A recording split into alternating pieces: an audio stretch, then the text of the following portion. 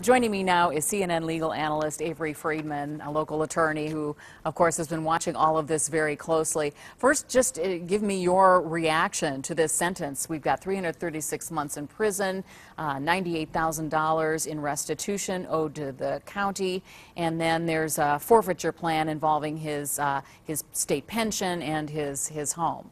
Yeah, completely consistently with the federal rules that govern sentencing. Judge Sarah Leoy, and this is clearly the biggest criminal trial she's had. She's been on the bench for about 5 years, an appointee of George W. Bush, and a very, very complicated case. And what we saw here was that she was very careful. She spent an extraordinary amount of time reviewing exhibits, looking at the evidence before she entered that sentence. You know, it was very interesting this morning that a couple of significant things happened. One was that she said that absolutely she ruled that he was driving this train, so to speak, this whole conspiracy, and also that his health, which had been brought up many times as a potential mitigating factor in his sentence, was not going to be a factor in her decision. Well, you know, if you're defending a case like this, and you're Andrea Whitaker and her father, William, it's a tough job. They're trying to mitigate by looking at age, by looking at health. What else do they have if you really think about it? But what the judge did is she strictly applied the federal sentencing guidelines.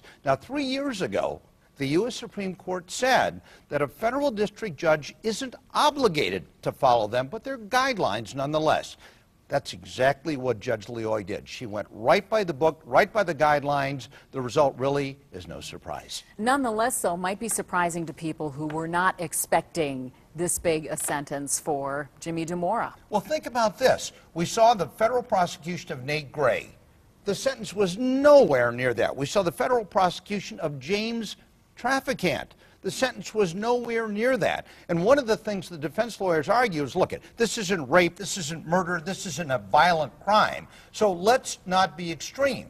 But if you think about it, some of the major corruption trials in American history, for example, Enron, this sentence is very consistent with what we saw with Jeff Skilling and some of the Enron higher-ups. So the fact that Judge Leoy concluded that Jimmy DeMora was driving this conspiracy suggests that the result is very likely to be affirmed when the case goes to an appeal. We continue to get little bits of information from the courthouse, and here's one from a producer who said that Andrea Whitaker is objecting to the sentencing, and Jimmy DeMora is counting on his hands, almost like he's trying to figure out the years because the sentence was given in months.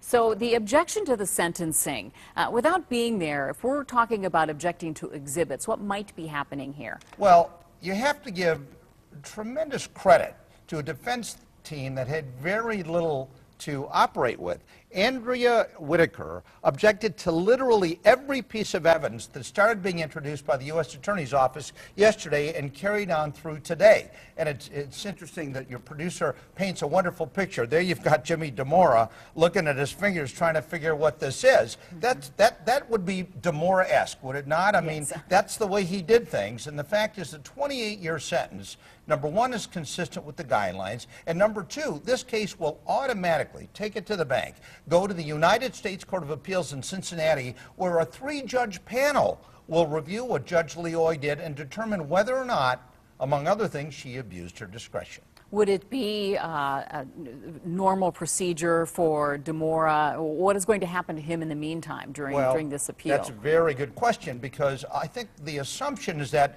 he's whisked away and he's then within the jurisdiction of the U.S.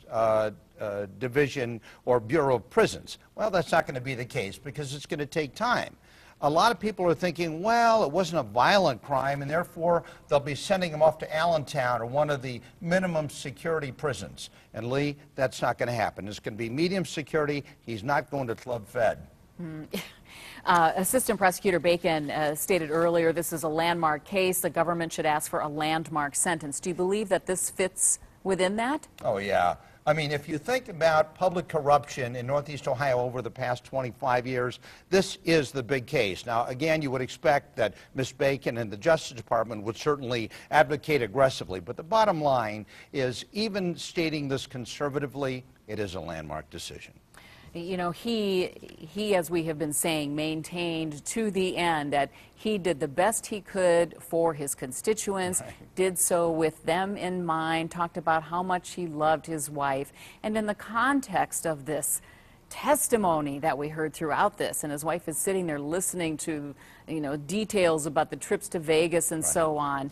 It's just such a study in contrast, and yet, as you suggested about his counting on his fingers, I mean, he has maintained a very steady denial of doing anything illegal. Yeah, well, the defense was, when he made public statements, was that I haven't done anything different than what other politicians do. Well, that's a boneheaded thing to say, but it's a political thing to say. Legally speaking, whether or not everybody else is doing it, it doesn't matter. He's the guy that got caught by the Justice Department. He's the guy that got prosecuted, and ultimately, he's the guy that got caught.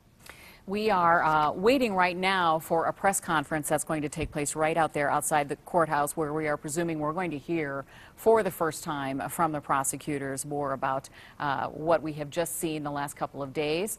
And the FBI, members from the FBI and the IRS are going to speak because, of course, there are, you know, tax issues here as well. So as soon as this begins, we will of course be going to it. You know, we were talking about some of the tax issues and what he owes to Cuyahoga County, $98,000 in restitution. How is that figure arrived at? Well, remember, one of the arguments in this case was how much money, based on bribes and special treatment of contracts and the like, did it cost the taxpayers?